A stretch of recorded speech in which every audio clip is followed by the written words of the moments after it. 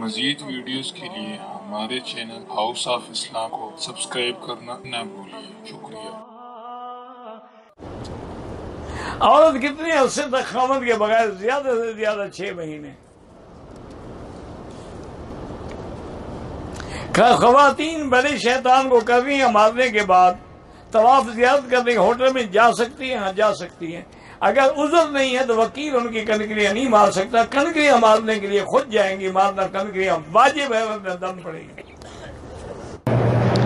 میرے والدین کا گھر جو ہے بالکل قریب ہے، لیکن میرا خاوند مجھے 15 دن کے بعد جانے کی اجازت دیتا ہے۔ کوئی بات نہیں بیٹی، آپ کو خاوند کے کہنے پہ چلنا ہے، قریب دور کی بات نہیں ہے۔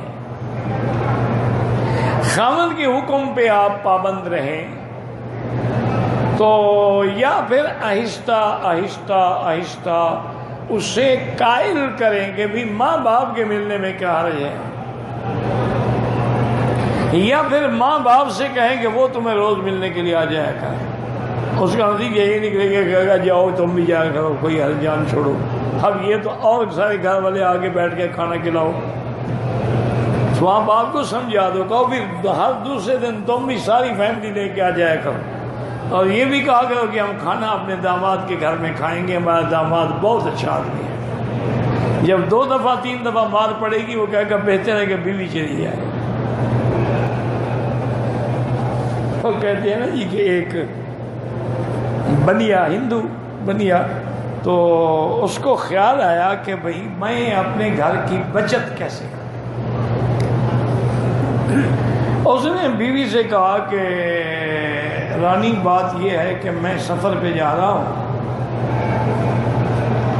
میں تقریباً 1 ہفتے کے بعد آؤں گا۔ اور نے کہا ٹھیک ہے۔ اس نے یہ کیا کہ روزانہ کسی دوست کے گھر پہنچا،